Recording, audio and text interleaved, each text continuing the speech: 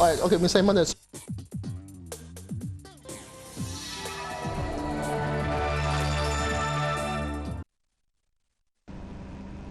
Well, many thanks for staying with us. You're watching the news update on Galaxy Television. I am Justin Kadonye. We'll begin from Kaduna State. Well, following the proposed hate speech bill by the National Assembly, many Nigerians have reacted to the bill, saying it is aimed at targeting the particular members of the society. The sponsor of the controversial hate speech bill, Senator Sabi Abdullahi, on Sunday bowed to pressure from Nigerians as he declared that he would remove death penalty as the maximum punishment for offenders in the proposed legislation.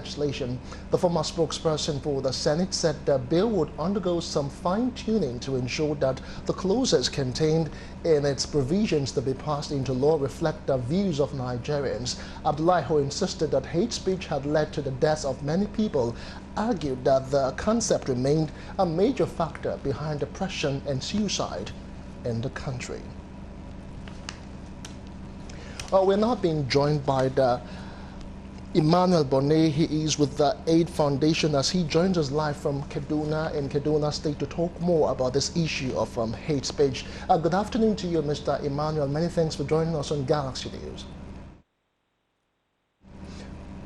All right, let's talk more about this issue of hate speech bill. The sponsor actually just bowed to pressure on Sunday, saying that they will actually remove the clause of the death penalty. But in your opinion, do you think the hate speech bill is what the Senate should be focusing on at this particular time? I doubt very much, because it's not just about the clause of the death penalty. It's about the entirety of the hate speech itself, coming at this point in time.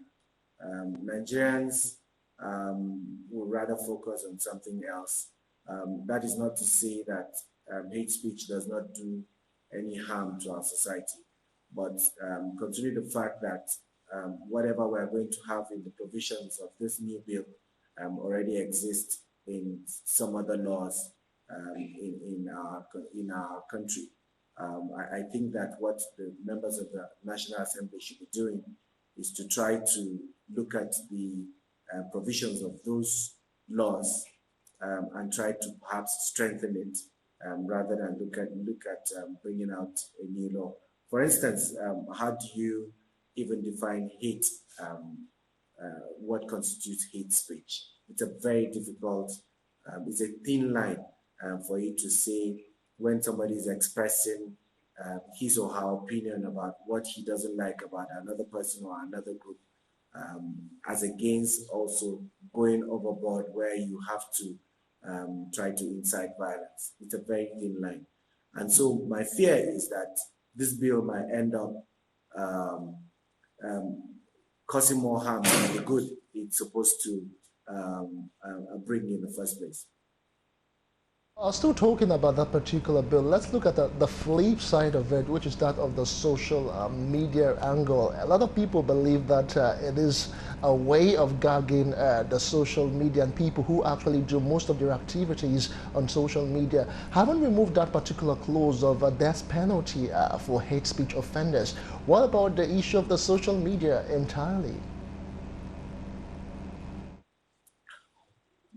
All over the world, people need to really realize that, government especially needs to realize that we are moving towards liberal democracy, and that's what the vote is, and we can't change that. And once we are talking about liberal democracy, you can also not divulge the importance of having freedom of speech, where people need to express themselves and whatever it is that they feel about another person. And the advent of social media is a welcome development, which people also need to, especially governments, need to come to terms with. I also do agree that the social media, a lot of people abuse the presence of social media and what they use it for. But we would also need to find maybe do a lot of consultation and not hastily pass a bill that would try to muzzle out the voice of civil society when they feel they need to express themselves and wait for the traditional media to give them news. The transparency is the key word now. All right, we have been speaking with Emmanuel Bonet. He joined us live from Kaduna State. He is with the aid